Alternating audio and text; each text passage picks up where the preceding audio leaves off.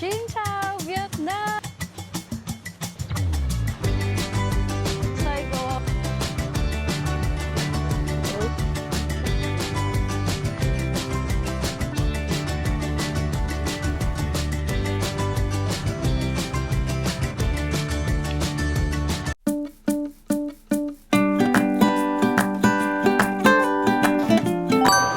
Hi guys, it's me Doksami and welcome again to my channel. New camera guys, yan nangangapa ako, nahirapan ako. So check muna natin yung ating schedule. Nangangapa ako sa new camera natin guys. Ayun na nga, nasira yung camera natin na DJI Pocket 3.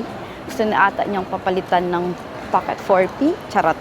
Ayan, so itong ginagamit ko ngayon ay new camera, which is itong Osmo Action 6. Naninibago ako guys as in. So bear with me kung may mga mishaps sa video na ito. But ganun pa man guys, we are again going to Ho Chi Minh, Vietnam. Baliktad ako pagbuta.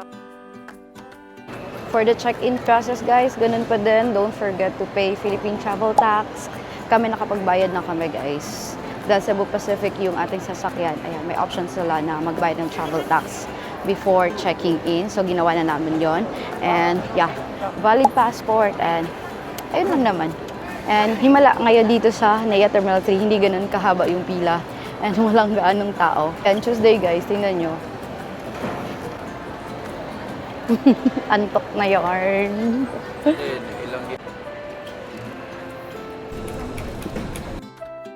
Yan yung aming mahiwagang bagahe. Ang dumi-dumi ng McDonald's namin, guys. Bibili na lang tayo ulit ng ganitong luggage cover. Kasi sobrang ganda niya. As in, like, kita-kita talaga yung bagahe namin. Malayo pa lang. Pupunta na tayo ng immigration. June 30 ngayon, guys, no? And alam niyo, may panibagong update regarding sa e-gate dito sa NAIA Terminal 3. Kasi, pwede na daw kayong dumaan sa e-gate at hindi nakaharap sa immigration officer. Unfortunately, nung nag-fill out kami ng e-travel, dun kasi malalaman mo na kung e-gate allowed ka or diretso ka ng e-gate or pipila ka pa din sa immigration. So, unfortunately, in our case, ito yung lumabas. Ayan. Ibig sabihin, dadaan mo na kami sa immigration at hindi kami allowed dumaan sa e-gate. So, pipila pa din kami, interviewin pa din kami and all. But, soft launching pa kasi nila kahapon, June 29, 2026. So, soft launching pa lang kasi ng e-gate, guys. So, ngayon, dadaan muna tayo sa immigration, guys. Pipila tayo doon. And alam nyo, sobrang bilis. Hindi din ganun kadami yung tao. And oorasan natin, guys, ha. 4:14 p.m. Let's see kung ilang minutes kami matatapos sa loob ng immigration.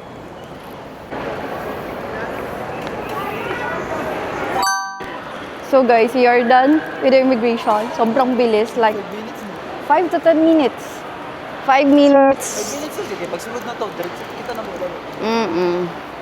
Sobrang bilis.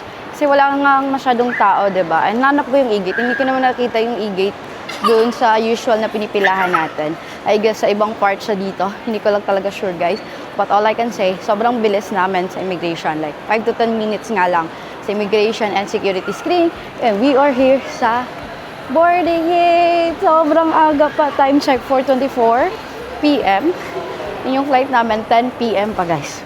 Sobrang haba ng time namin dito sa boarding gate. So magre-relax na lang, mag-e-edit ako ng video, and yeah, hanap e-gate, which is dito lang pala banda.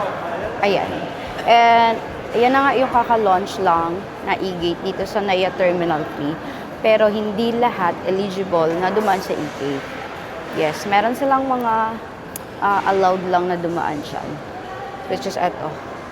So I think one factor din na yung dinaanan namin na usual na immigration na pila ay hindi na ganun kahaba yung pila ay dahil sa e-gate, guys. Sa kanina, sobrang bilis lang namin. Imagine, 5 to 10 minutes lang kami doon. And alam nyo, madaming dumadaan dito sa e-gate, guys.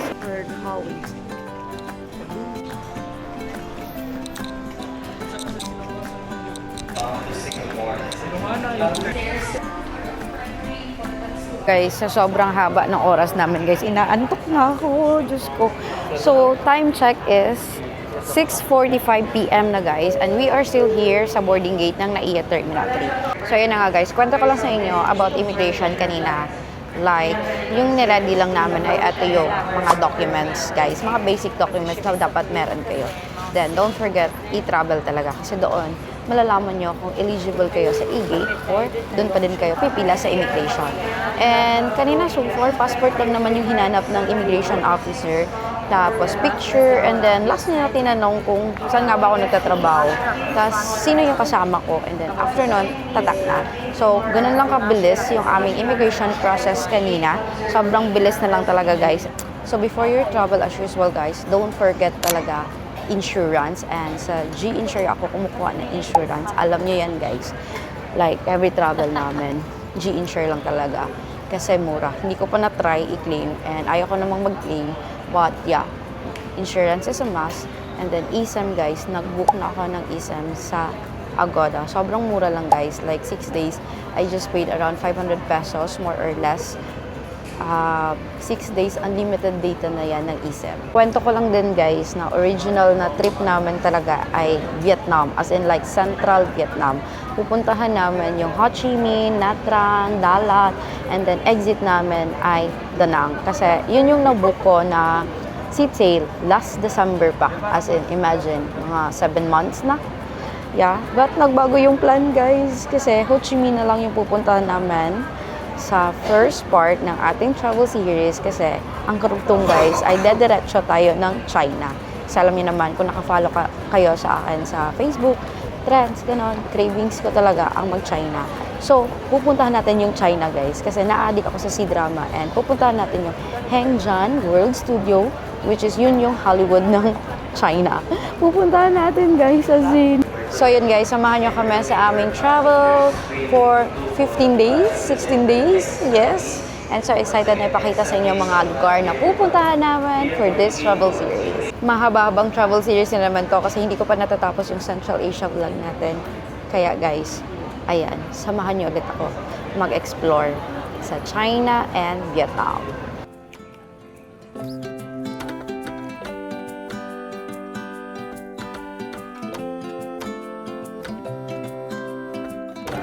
So we decided na pupunta na kami sa boarding gate namin, guys. Grabe na talaga yung antok ko, Diyos ko. Time check, it's oras na ba? 8:20 p.m. Ayan. So alam nyo ba, guys, meron akong problem. Wala pa kaming Vietnam arrival card. Kasi hindi nakakatanggap yung email ko ng Vietnam na code. So, kung walang code, hindi yun magpo-proceed. So, ngayon, ulitin ko na naman, guys.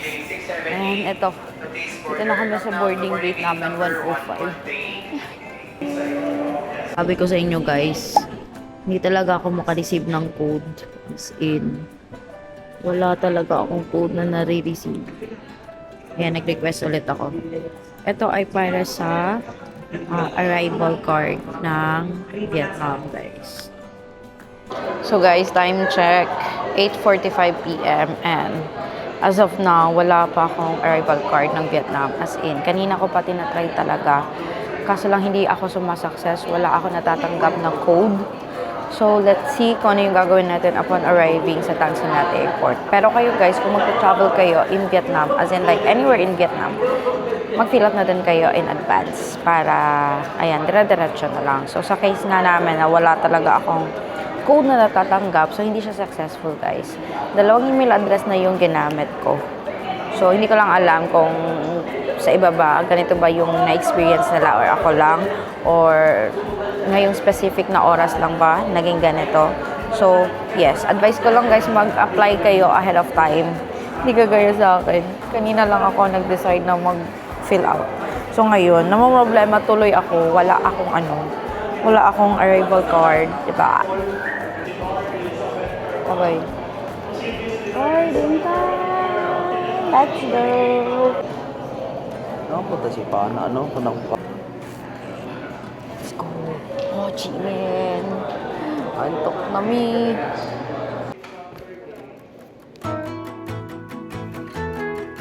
Let's go.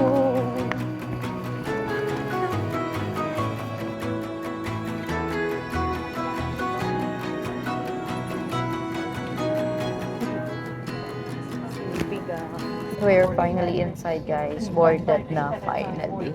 And time check, guys. It's 9:47 p.m. Sobrang antok ko na, guys.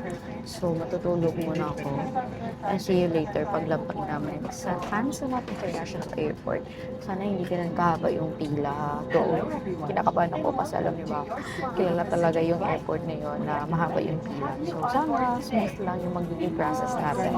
And wala pa kaming arrival card. Hindi talaga siya gumana, guys. So, let's see later kung ano yung magiging process namin upon arrival sa Tansumat International Airport in Ho Chi Minh, Vietnam.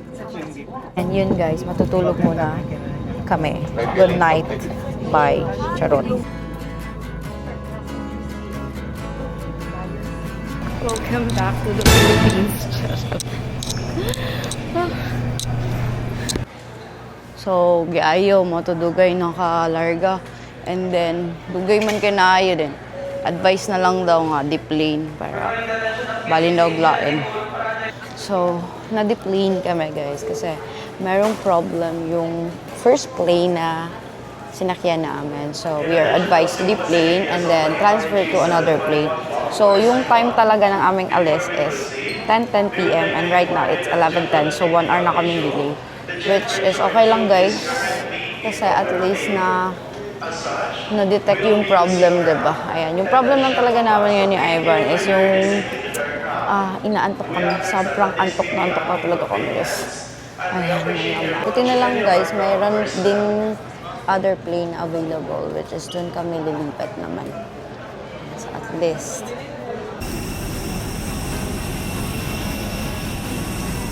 Guys, legit na talaga to. We are here sa second plane namin and like time check, it's 11:49 a.m. p.m. Lutang na talaga sa antok, guys. So, ayun na nga. 11:49 p.m. And sobrang tagal na talaga ng delay natin. Anyway, better safe talaga, guys. So, ngayon, matutulog na kami. And yeah, good night. See you later sa Tansumat International Airport. Bye.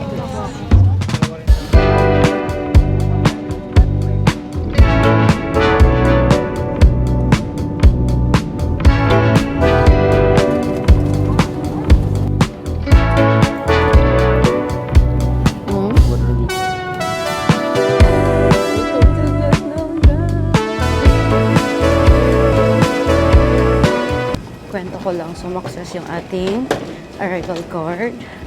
Like, sa plane pa lang ako nakagawa ng arrival card, guys. As in, grabe talaga. So, buti meron na tayong arrival card. Ngayon, diretso na tayong immigration. Kasi, madami yung tao dito. Sana hindi mahaba yung pila. May option pala sila dito. Pwede kang kumuha ng priority pass. Pero, hindi na kami kukuha. Kasi mahal yun, guys. Gagawin natin, magmadali na lang tayo para sa line sa immigration. Yan yung luggage namin, guys. Ayan, ngayon, dadaan na kami ng customs. Ayan yung customs. Ayan. So, ayan, guys. Nakalagpas na kami ng customs and dumaan kami sa security screening. As in, yung luggage namin, dumaan talaga siya sa x-ray. Anyway, we are done. And, yeah. Ito na yung arrival hall nila, guys. Welcome sa arrival hall ng Tansumat Airport. Yeah, welcome to Ho Chi Minh. This is it, guys. Ganun pa din naman, guys. Arrival. Ayan, eto. So, hindi kami magwi-withdraw ng pera dito. Kasi meron naman kaming konting dong. So, doon na kami sa city proper magwi-withdraw ng pera, guys. Kasi doon tayo sa free of charge na ATM. And wala kasi dito sa airport. Kasi yung ATMs dito, ito lang yung available. Ayan. So, meron yung fee. Gusto nyo makatipid, pwede kayong mag-withdraw sa city na lang. So, gagamitin natin na transportation from here sa airport going to our hotel is Grab. And yeah, same Grab pa din yung ginagamit namin dito. Kung ano yung ginamit natin sa Pilipinas, ito pa din yung gagamitin natin dito sa Vietnam. So guys, ito pa din. Welcome again to Ho Chi Minh, Vietnam. Ayan guys, time check tayo guys ha. Lobat na yung 8:32 a.m.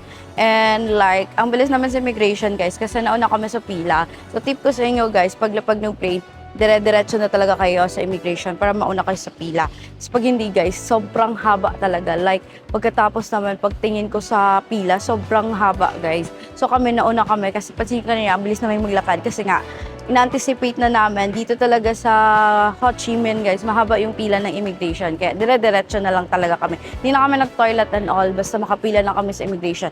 And true enough naman talaga guys na nauna kami. Immigration guys, again, don't forget na yung e-arrival card nila. Tapos, mga 20 minutes kami, pumila doon. Tapos, pagbaba namin guys, sa may baggage claim, andun na yung luggage namin.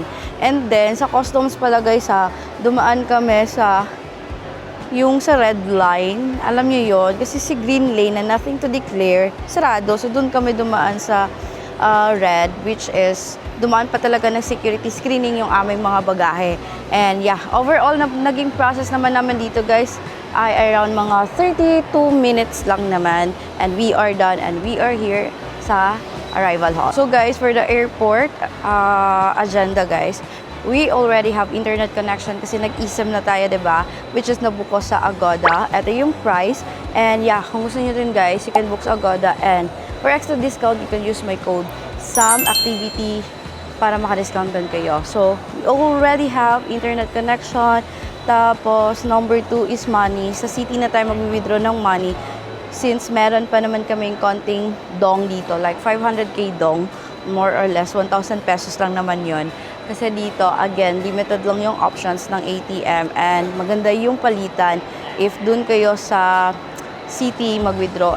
Nakalimutan ko yung pangalan guys, pero purple yung color ng bank. Eto guys, ipa-flash ko sa screen. And then lastly, yung commute natin from here sa airport going to the city. So mag-grab tayo guys. And na-check ko na kanina, yung pamasahe is around 117,000 dong or like 255 pesos lang naman from airport going to our hotel na lang. And yung hotel namin is located in District 1. So ngayon, tapos na tayo dito. Let's go to our hotel. So for the taxi guys, doon taxi stand, pero mag-grab nga tayo, diba? So hanapin niyo lang yung signage going to ride e-hailing, which is nandun sa tapat. So tatawid tayo sa doon mag-aantay yung grab na binok natin. So nakabook na ako, nag-6-seater na kami guys, para hindi naman kami siksikan since dalawang medium luggage yung dala namin. Bash yan guys, as in. Ayaw siyang madumihan, kaya nilagyan ko ng luggage cover. So, eto na siya guys. Ito yung parking lot. Kung nag-book kayo ng Grab. Hello, Xin Chao. Thank you. Yan na. Hotel namin guys. Yeah, we're here. Medyo nakalog-log tayo ngayon, guys. Kasi ang ganda ng hotel. So, we are here at Kin Hotel here in Pisac. Ito yung address niya, guys. Sobrang ganda, guys. Lobby pala.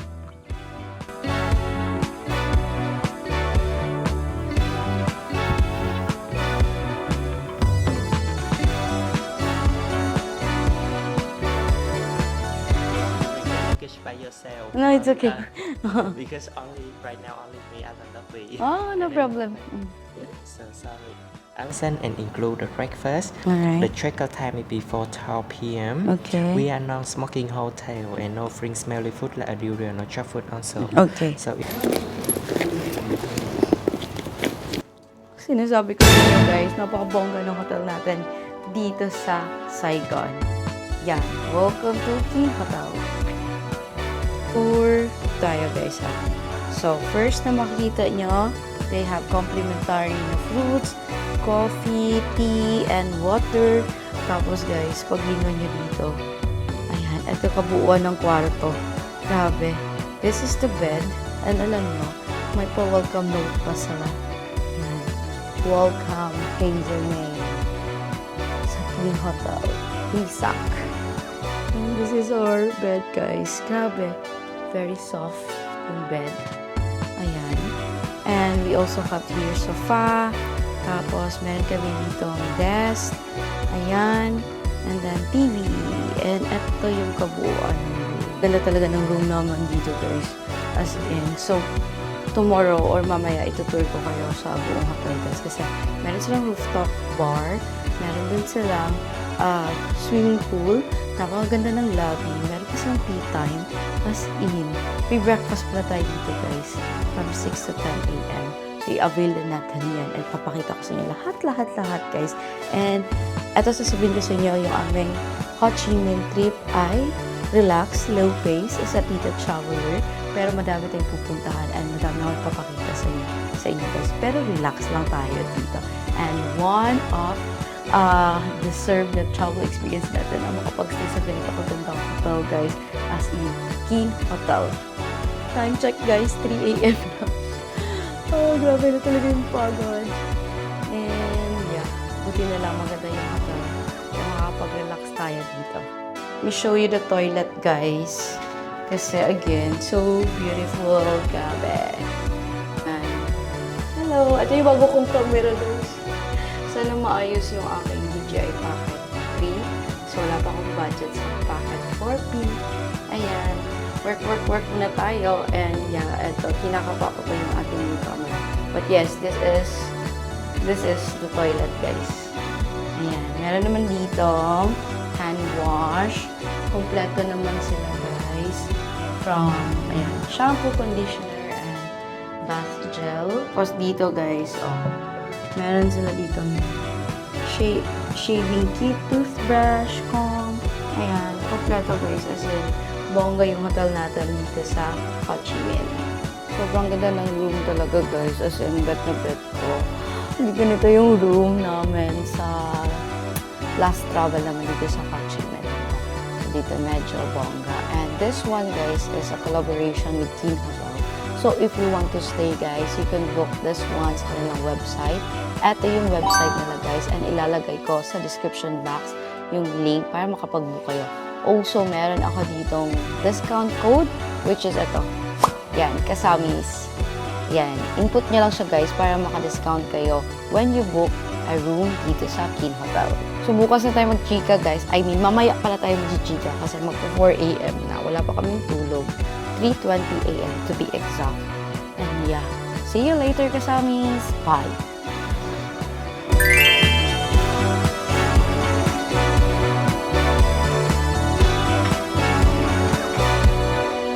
Chicken.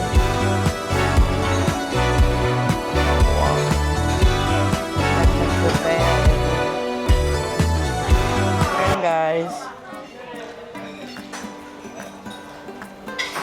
Grabe guys, bongga naman yung kanilang buffet breakfast dito.